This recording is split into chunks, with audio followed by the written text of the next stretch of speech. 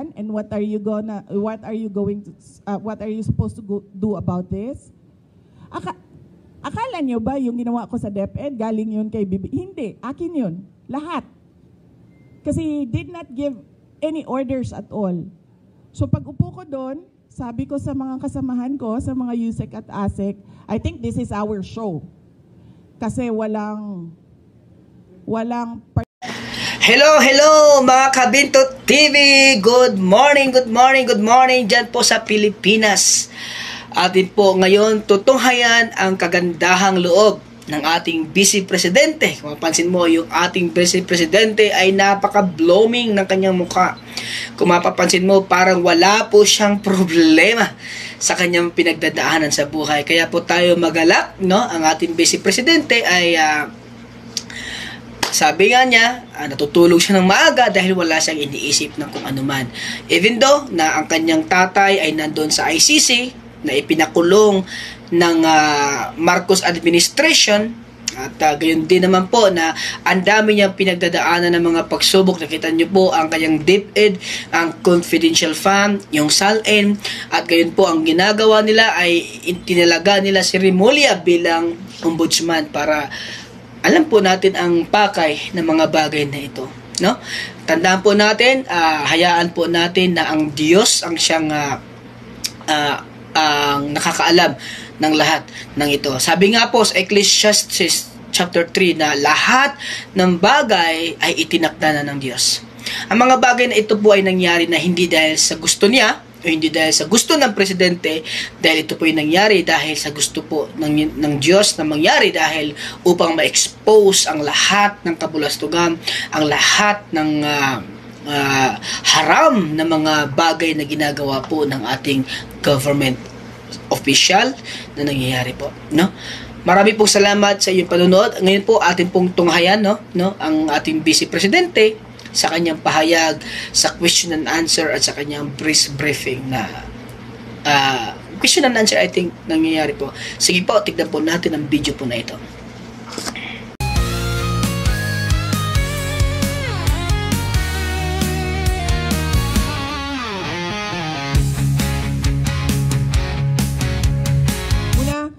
Magandang umaga sa inyong lahat, maayong buntag sa inyong tanan. Assalamualaikum warahmatullahi wabarakatuh. Magpapasalamat po ako, sir, kasi sobrang saya ko nung natanggap ko yung invitation ni Sir Wilson Flores na dumalo sa World Pandesal Day.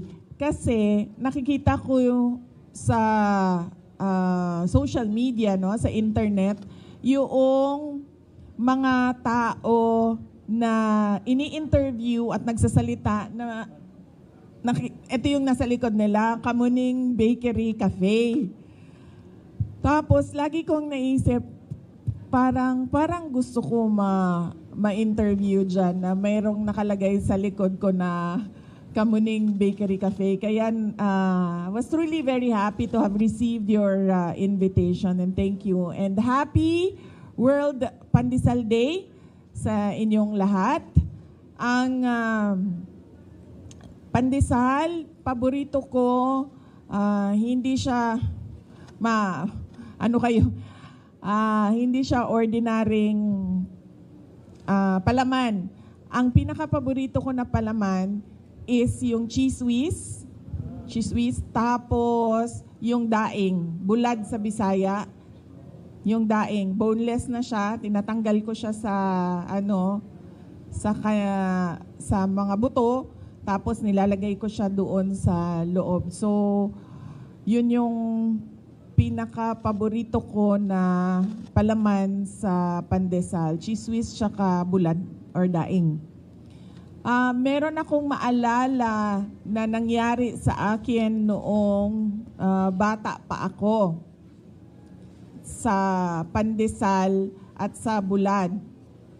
Kasi ang ginawa ko, hindi ko lang maalala kung I was 5, 6, or 7 years old.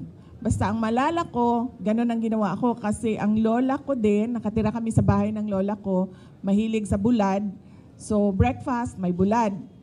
Tapos ang ginawa ko, ganun ang ginawa ko. Kinuha ko yung bulad, yung akala ko malinis na siya na wala siyang buto, wala siyang tinik. So, nilagay ko sa pandesal, tapos kinain ko diretso, ganon. Tapos, meron pala siyang tinik na naiwan doon. So, at saka medyo siya malaki. So, natusok yung ngalangala ko. Tapos, nang natusok yung ngalangala ko, sobrang iyak ko na. Breakfast yun, papunta kaming paaralan. Papasok kami sa school. Tapos, sa sobrang iyak ko, na sabi ni dating Pangulong Rodrigo Duterte, papa ko, sabi niya sa akin, gusto mo ba na wag nang pumasok ng school, sumama ka na lang sa akin? Ay, sa paniwala ko, yan yung naisip niya na paraan para tumigil ako sa kakaiyak ko doon sa sobrang sakit nung tinik sa ngalangala ko. Tapos sabi ko kaagad, oo. So maalala ko yung araw na yon na tinik ako ng buto ng daing doon sa pandesal na kinain ko. Pero na-absent ako at sumama ako sa Hall of Justice. Tsaka sa Hall of Justice pa yon, no? So, mas bata pa pala ako noon. No, 4 siguro. Ay, yes, 4. Oo, so sumama ako doon at gusto ko kasi doon sa Hall of Justice kasi busy si PRD nagtatrabaho siya. So, pag sinasama niya ako, paikot-ikot ako niyan, akyat sa taas, sa baba, sa labas. So, the usual na bata na kung saan-saan umaabot. So, yun yung hindi ko makalimutan na memory sa pandesal. Kaya ingat na ako kapag ginagawa ko yung cheese whiz tsaka daing. Kaya pala kayo naging lawyer, 4 years old na sa Hall of Justice na kayo. Oo, maalala ko pa. Sa office, no? Sa mga office ng prosecutors. Kasi maraming prosecutors iba-iba yung opisina nila, iba-iba yung style ng opisina nila, iba-iba yung kanilang routine sa opisina. At maalala ko pa, bata pa ako, marunong na ako mag-typewriter. Kasi may typewriter, 'di ba, sa office. Tapos doon ako naglalaro kasi yung secretary ni PRD, para hindi ako paikot-ikot kung saan-saan, binibigyan ako ng mga scratch paper at pinagta-type ako kahit hindi pa ako marunong magbasa. Yes. Thank you. Before we continue, I'd like to acknowledge one of your biggest fans, ma'am, in the Philippines, Congressman Bong Sontay. Opo. Congressman namin dito, ha? Yes. Good morning po, Congressman. Bong Sontay is my schoolmate. Schoolmate pala kayo. Ay, hindi tayo nag-abot. Nag-abot ba tayo? Hindi na, no? Wow. Oh, yeah. So, nag-abot tayo sa San Beda Thank you. College. May tanong sila, kung may memories, yung tatay ninyo, anong daw ang paboritong palaman ni former President Duterte? May picture siya na nasa Davao kumakain ng pandesal.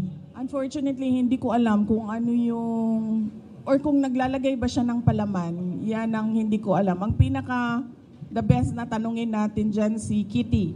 Kasi yes. siya yung lumaki na nandyan talaga si PRD. Thank you. Ma'am, may isang gusto magtanong dito, editor ng Philippine Star, Miss Natalie Tomada. Ma'am, Bisaya siya. May buntag, BP Inday. Nagala video ko lang.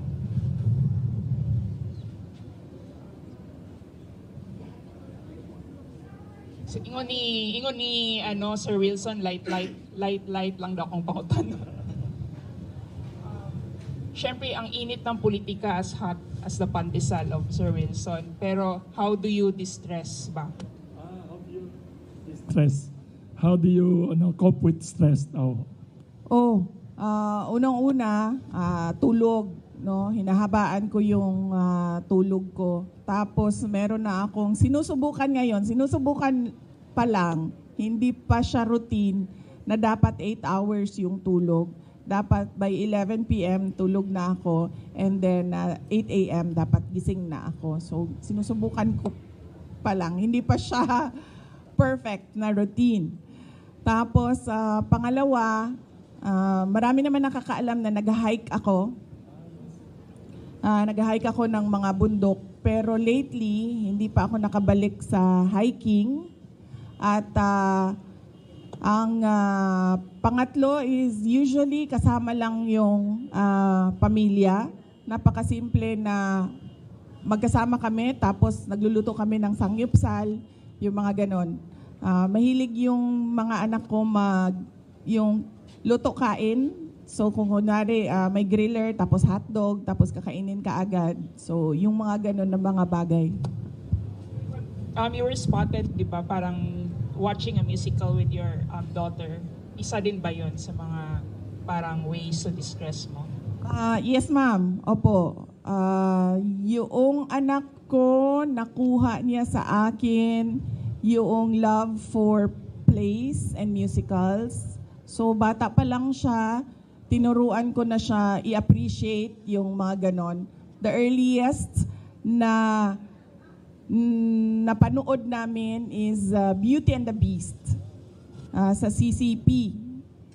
Tama ba, no? CCP yung nasa Rojas Boulevard, no? Oo. Sa CCP, doon kami. Beauty and the Beast yon, maliit pa siya na bata. And then sunod-sunod na yon, hanggang siya na mismo, nagustuhan na niya, siya na yung nagsasabi sa akin. Kasi ang alam ko lang naman ng mga musicals and plays, yung mga luma, yung mga noong panahon ko pa. Pero merong mga bago ngayon na siya na yung nagsasabi sa akin na kung pwede manood kami, maganda ito. At nagre-rating siya. Tapos tinatanong ko siya, bakit mas maganda yung ito kaysa itong napanood natin. Yun yung isa sa mga activities na ginagawa namin ng anak ko, si Shark. Iba-iba kasi yung interest nila, magkakapatid. So, ang ginagawa ko as a mother, sinusubukan ko na kung ano yung interest nila, doon ako sasama. So, yung pangalawa, mahilig sa sports. So, nandun ako, nagiging cheerleader ako kapag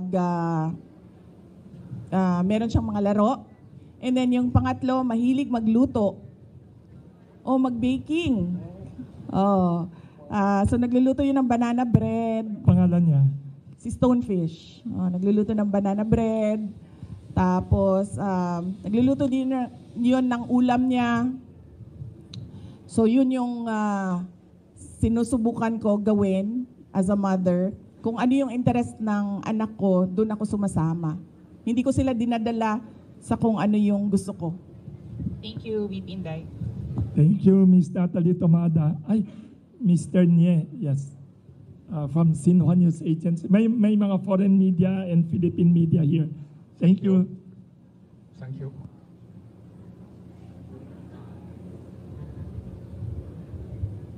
Hello. Thank you. Good morning, Madam Vice President. I'm from China. Speaking about the food security, my grandfather, even my parents, their generation, they all have the memory of hunger. They don't have enough to eat. So, but now, thank you. But now China have pretty much solved this poverty and hunger problem. So, what if both countries will enhance the cooperation in this field? I think for sure China will provide a lot of help and experience, also lessons. So what do you think the future perspective for the cooperation between the Philippines and China in the poverty reduction and to solve the food security problem? What is the future? What do you think of the future will be? Thank you. Philippines. Yes. Poverty, Philippines, hunger. Yes.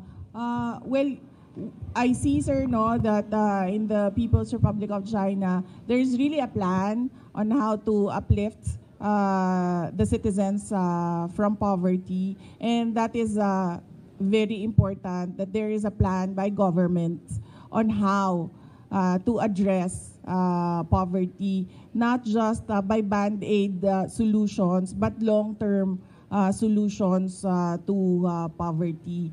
The first one is you have to have a plan, and then number two, you have to invest in education. I truly believe that the primary solution to poverty is education. And not just the education that we see now, but modernization of education as well. It has to evolve with the changing times. And then next is food security. It is important that the state invests in modernization and assisted farming. So sa una po, initially, it has to be that the state is involved in providing the necessary capital to the farmers to give them the startup. And then it has to be state farming as well, so that we get to use all the available lands, not just 1 or 2 hectares of private lands. It has to be all available lands for agriculture. It must be, the government must invest in farming. Thank you, Vice President. May nag-text din dito, 3 people. What is kasi sabi nila, millions of people in the Philippines today suffer from all kinds of crises, political, economic crisis. We have also the flood control crisis. Ano naman ang personal worst crisis that you have experienced personally or professionally, and how did you cope ho, ma'am, and what lessons can we learn from the way you cope ho? Kasi maraming crisis sa Pilipinas ngayon. Everyday na lang sa news front page, puro political crisis, corruption crisis, flood control crisis, food crisis. Sorry, ma'am. Sa akin, ang personal crisis ko is aging. Don't look. Yan siguro yung masasabi ko na personal crisis, yung aging. Kasi unang-una, mahirap na magbawas ng timbang kapag may edad ka na, at syempre kailangan mo magbawas ng timbang dahil mahalaga yung cardiovascular health, no? Na hindi ka ma-stroke, hindi ka ma-heart attack dahil may edad ka na. Pangalawa, kung napapansin nyo, nauubos na yung buhok ko. Hindi ko alam kung bakit. Everyday na maligo ako, sinasabi ko sa inyo, siguro mga sobra 50 ang nahuhulog na buhok sa ulo ko. Tapos alam ko yon kasi 'di ba, nag-shampoo tayo, Tapos pag ganun mo, sasama lahat 'yon, 'di ba? Tapos nilalagay ko sa tiles 'yon sa wall. Ganyan, dinidikit ko siya. Tapos pagkatapos ko maligo, nililinis ko siya, tapos tinitingnan ko. Na-stress ka na nga, kaya nahulog ang buhok mo. Na-stress ka pa kasi nahuhulog yung. So yan yung crisis natin, sir. Aging po ang crisis. Tapos, syempre kapag may edad ka na, mabagal ka na gumalaw. Napansin ko yon. Medyo hindi na siya abtik. Hindi na abtik ba? Snappy yung galaw. Napansin ko din yon kasi nagmumotor ako. Tapos yung reflexes ko ba, mabagal na siya. May chance na pwede kang madisgrasya kasi hindi na yung hand-eye coordination, lahat yon, hindi na siya mabilis. So, personal crisis, aging. Kung merong fountain of youth, hinahanap yon ng mga nagkakaedad. Tapos, professional crisis, yung naging vice president ako, sir. Tapos, was serving in the cabinet of BBM. At nagtataka ako bakit ako inaatake. Wala naman akong ginagawa. Nagtatrabaho lang ako. And yun yung commitment ko din noong nangangampanya ako, commitment ko sa bayan na I will serve the country faithfully. Pero kahit nakaupo ako as a cabinet secretary sa Department of Education, tapos sa Office of the Vice President, ang ginagawa nila, nagro-roll out lang ng project, inaatake ako ng administrasyon. Yun yung professional crisis na daanan ko na nagtaka ako. Took me a while. It took me a while to realize my worth and value as a government official, na hindi dapat ganito ang ginagawa sa akin kasi wala naman akong ginagawang masama sa administrasyon man, kay BBM man, o kahit kanino man.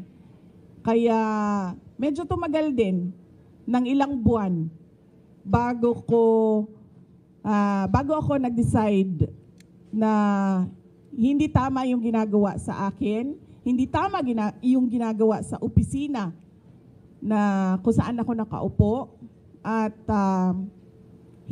I will not endure yung ganon, at hindi din ako parang hihingi ng some sort of peace na parang wag ninyong gawin sa akin ito. Ang decision ko was, aalis ako, ituloy niyo lang kung ano yung gusto niyong gawin. Very, very unique ang sinabi niyo. Very inspiring. We should take care of our aging process.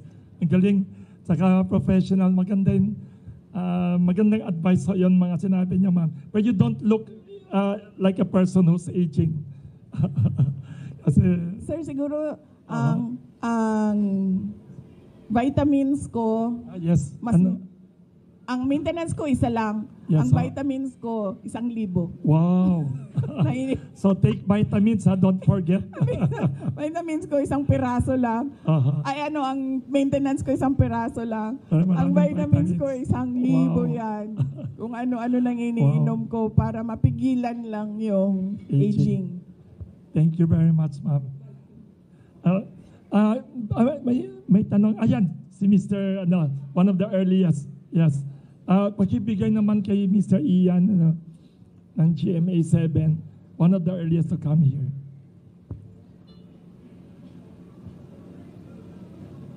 Paki-mention your name ulit, kilala na kayo ni PP. Thank you.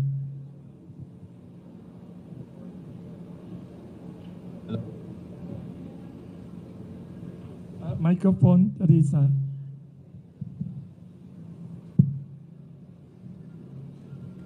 VP, good morning po. Ma'am, kunin lang po namin yung reaction nyo dun sa sinabi po ni President Bongbong Marcos na hindi daw po aabot yung mga aligasyon ng korupsyon sa katanggapan po nila sa Office of the President kaugnay dun sa mga flood control projects po. Sasagutin yan ni Attorney Trixie. I would like to acknowledge the presence of Attorney Trixie.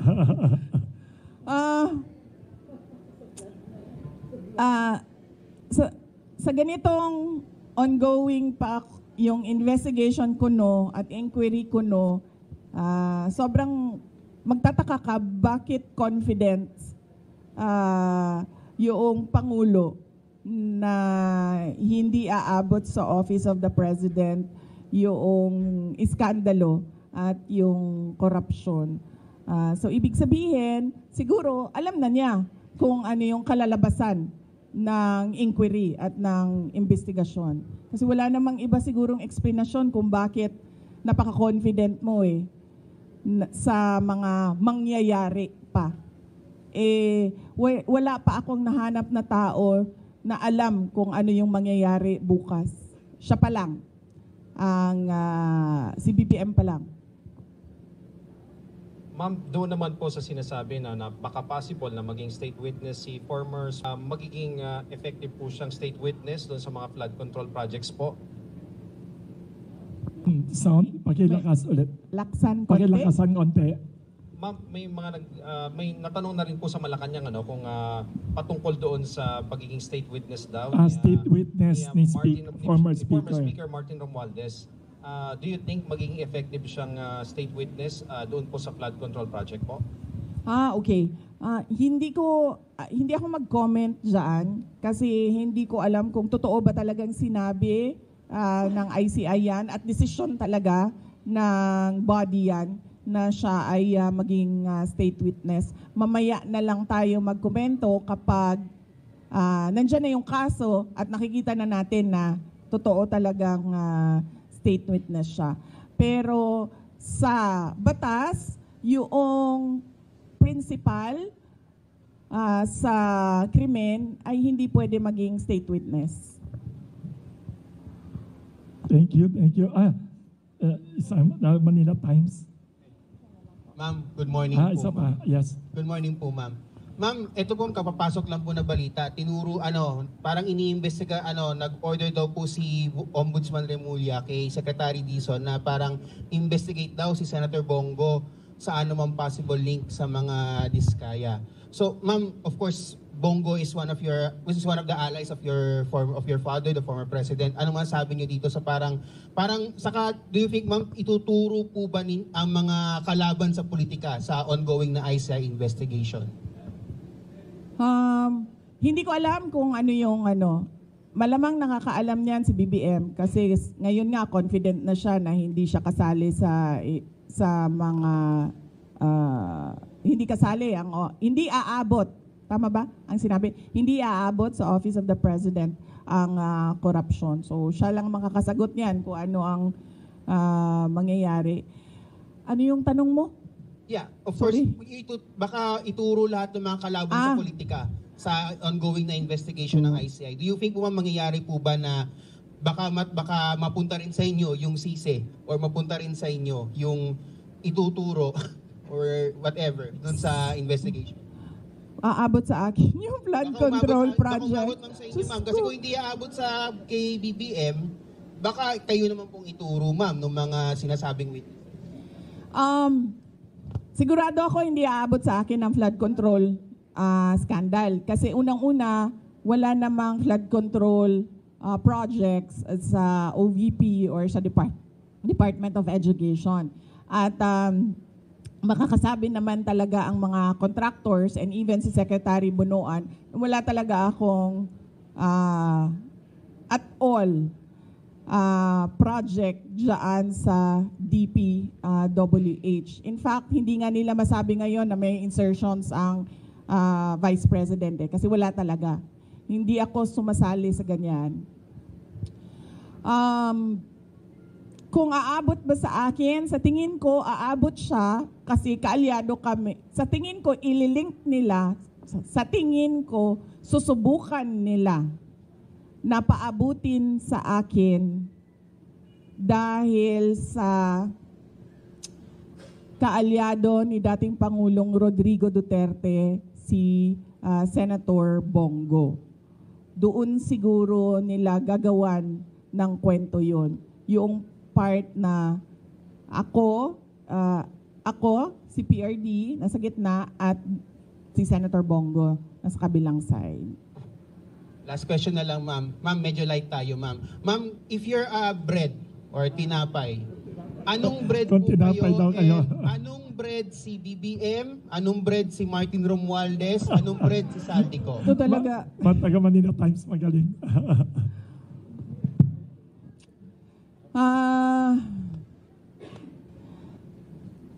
Definitely hindi bread si Martin Romualdez at si BBM. Sino yung isa? Apat yung Zaldico. Definitely hindi sila tinapay dahil hindi makain yung ugali nila at hindi makain yung korupsyon nila. Kung ako ay tinapay, ang hirap nito ha. Sige, ito na lang. Paborito ko ang ensaymada. Okay? Pinaglihi ako sa ensaymada.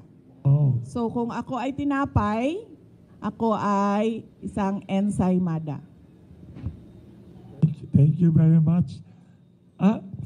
Last question. Wala na, no? Last question. Ay, si ano, sorry, may isa dyan, si Mr. Jace, ano? Last question daw. Isa number 1 fan mo siya. Yes, nakasama. Hi ma'am, Jason po ng SMNI News. Going back po dun sa naging statement ni President Marcos, I would like to ask for your comment on this na sinabi niya, I am confident that whatever mud might be slung at the administration, that will be able to show that these are politically motivated and do not actually have any validation in fact. Sabi niya po, politically motivated na ilink siya sa mga issue ng korupsyon o katiwalian po. Your comment on that, ma'am? Hindi na ito politically motivated. Bakit? Hindi naman siya makakatakbo na ulit eh. Hindi na siya politiko. Presidente na siya. And that ends there. Hindi natin alam kung sa 2028 o another 20 years na naman of a BBM, of a Marcos. No. Hindi na siya hinahabol ng mga tao, ng taong bayan dahil politiko siya. Hinahabol siya ng taong bayan dahil wala siyang ginagawa bilang Pangulo. Hinahanap sa kanya yung trabaho niya bilang Pangulo. Follow-up question sa sinabi rin ni President Marcos. He said na politika lang nga ito and sabi niya, gusto nila akong Yan ang sinasabi ko. 'Di ba? Sino ba sa ating lahat ang nagsasabi at nagpaplano ng destabilisasyon? Walang nagsasabi na oust Marcos. Ang merong mga grupo na nagsasabi resign. Yun lang ang the most na sinasabi ng mga tao. At nagtataka ako sa administrasyon, bakit nila sinasabi na destabilisasyon ang pagpapahayag ng mga tao sa galit nila? Kasi hindi yun destabilisasyon. Yun ay freedom of speech and expression. So kahit man mag-rally ang mga tao araw-araw sa EDSA, hindi destabilisasyon yan. Freedom of speech and expression yan. Pagpapahayag yan ng galit mo, paghahanap yan ng accountability, ng transparency sa administrasyon, sa gobyerno. So hindi yan pagpapatalsik sa Pangulo. Kaya lagi ako, kahapon din, yan din yung tanong ko. Kanino ba nanggagaling yung destabilisasyon na salita? Sa administrasyon. Kasi, duda ko, natatakot sila sa posibleng mangyari sa kanila. At alam naman natin na matagal na talaga silang insecure. Noong kampanya pa lang, madami na akong kwento ng yung panggigipit nila sa campaign team ko. So alam ko na noon, at yung mga pinagsasabi ni Lisa Marcos noon pa. So alam ko na insecure. Alam na natin na insecure. Siguro takot. Kaya nila nasasabi may destabilisasyon. Kasi takot sila. Kasi totoo yung sinasabi ng mga tao na ginagawa nila. Hindi nila ma-deny kasi nasa papel 'Di ba? Nakikita mo sa budget ang nangyayari. So hindi ma-deny. So takot. Paranoia siguro. Kasi 'di ba pag ikaw ay hindi siguro, paranoia talaga 'yan. Unang-una, insecure, pangalawa takot, pangatlo paranoia. Kasi ang tao na may bisyo, nagiging paranoid. Na magbibigay lang ako ng example, pinapa-explain ng mga departamento kung saan ako pumupunta at bakit matagal ako sa isang lugar. Ganun na yung papel na umiikot sa loob ng gobyerno. Yan ang politika. 'Di ba? Magtatanong sila, anong ginawa ni Inday Sara doon? Ilang oras siya? At sino ang mga tao doon? At yung mga kawani ng gobyerno na nandun, ipa-explain bakit sila nandoon. Ganun yung galawan sa loob ng Office of the President. So, makikita mong medyo paranoid. Ma'am, last question. It was the first time na narinig namin sa inyo during your press conference or ambush interview sa Zamboanga kung paano po nagamit yung confidential funds ng Department of Education. And you've mentioned si Zaldico. Ma'am, pwede niyo po bang ibahagi pa sa amin ano yung findings ng DepEd regarding the laptop scandal? And then, ano po ang ginawa ninyo sa findings na ito? Ipinaalam niyo ba President Marcos? May ginawa po bang parang case build-up para kung makasuhan man, kung may ikakaso? Yes, gumawa kami ng investigation sa loob ng Department of Education. Isa sa mga pinagamitan ng confidential funds ay yung corruption sa loob ng Department of Education. Hindi lang sa laptop madaming reports of corruption inside the Department of Education. Hindi lang sa central office, kasama na yung sa mga regional offices namin. So kapag merong reports, pinapaimbestigahan yon. So isa sa mga inimbestigahan is yung laptop. Ang unang ginawa doon is nag-request ng fraud audit sa Commission on Audit. Tapos kami sa loob ng Department of Education, gumawa din kami ng sarili naming investigation para kung ano man yung ma-actionan namin sa loob ng DepEd, ma-actionan na kaagad namin. Unfortunately, yung procurement ng laptop, hindi siya nangyari sa loob ng Department of Education. Nangyari siya sa DBM.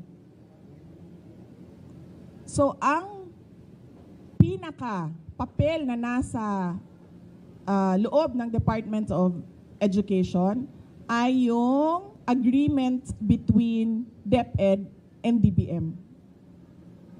So, hindi pumasok lahat ng procurement documents sa DepEd. So, ang pinaka na magawa lang namin doon sa loob ng Department of Education is mag-blacklist. And at that time, hindi pa namin ma-blacklist kasi hindi nga sa amin nangyari yung procurement. So, natali yung kamay namin doon. Kaya inasahan namin na doon sa fraud audit ng Commission on Audit, may lalabas doon na mga personnel involved. At doon sa Blue Ribbon Committee na investigation, kung maalala nyo, may nangyaring Blue Ribbon Committee investigation sa Senate, sa laptop, ginamit namin yon sa loob ng Department of Education para isa-isahin kung sino yung mga personnel involved na under sa mga tao involved doon sa Senate Blue Ribbon investigation. Diyos ko, akala mo ba yung presidente natin nagtatrabaho? Hindi nagtatanong yan at all. Hindi, I swear to the flag, si BBM, hindi yan siya. Nagtatanong ng trabaho at all. Kaya napansin nyo ba, walang direksyon yung governance at walang direksyon yung iba't ibang departamento. Bakit? Kasi he doesn't give direct, he doesn't command. He doesn't command, he doesn't ask, he doesn't say that, look, there's a Philippine development plan and what are you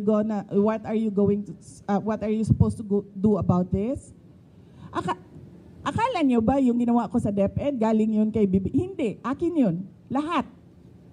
Kasi he did not give any orders at all. Iba't ibang departamento. Bakit? Kasi he doesn't give direct, he doesn't command. He doesn't command, he doesn't ask, he doesn't say that, look, there's a Philippine development plan and what are you supposed to do about this?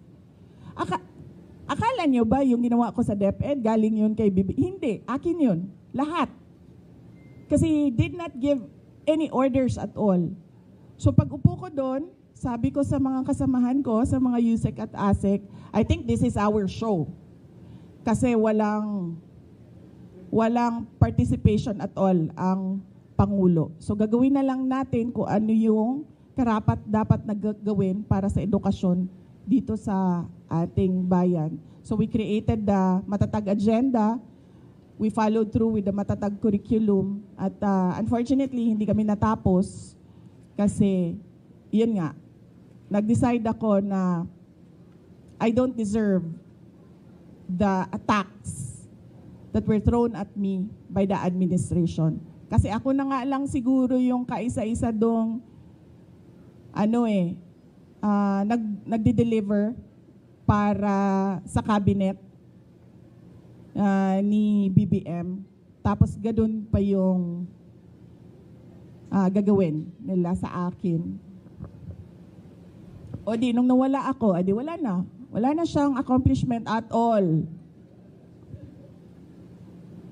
Thank you very much, Vice President.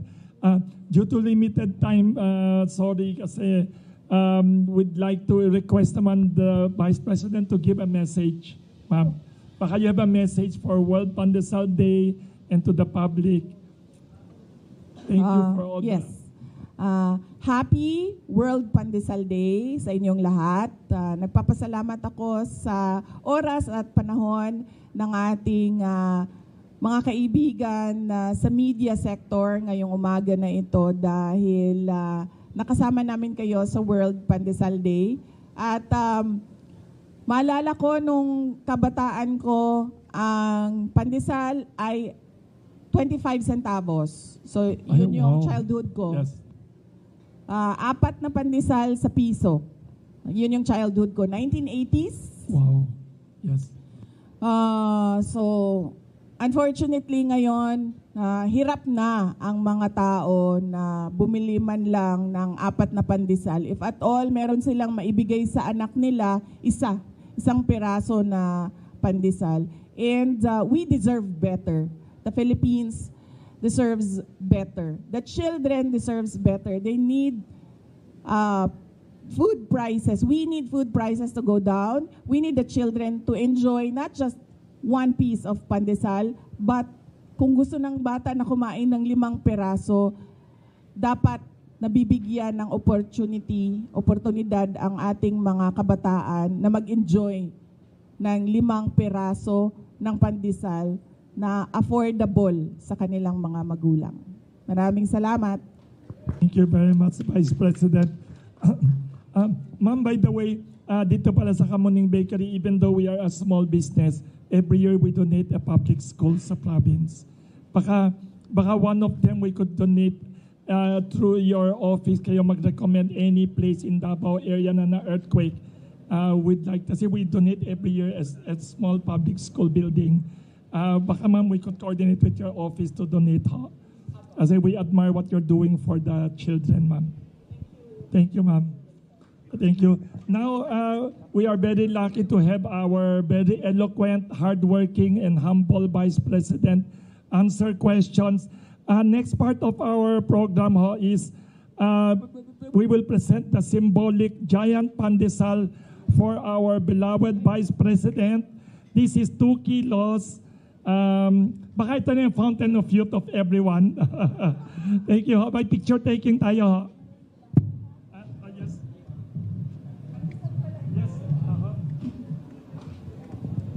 giant pandesal for Vice President. Of course, di niya kakainin in one, ano.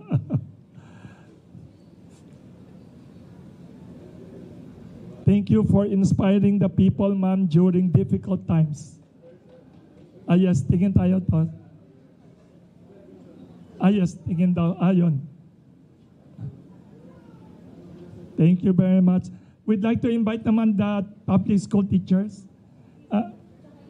Yes, the guest, si Congressman Bong Suntay, the schoolmate.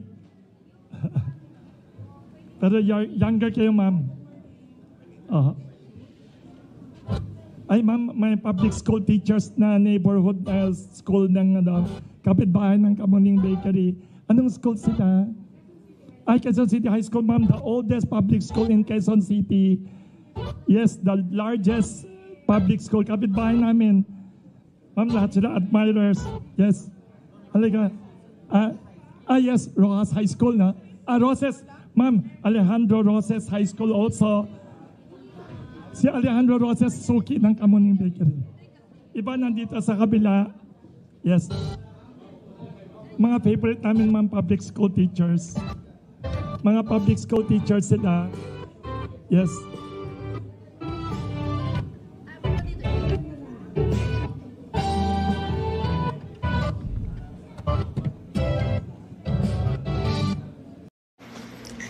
Marami pong salamat sa inyong panunood sa aking videos. At kung nagustuhan nyo po, huwag niyo pong kalimutan na mag-subscribe po sa aking channel. At kung nagustuhan nyo rin po ang pahayag ng ating Vice Presidente or may comment po kayo sa kanyang pahayag, mag-iwan po kayo ng bakas din po para pag-usapan po natin. Okay? Marami pong salamat sa inyong panunood sa aking videos na ito. To God be the glory. Amen.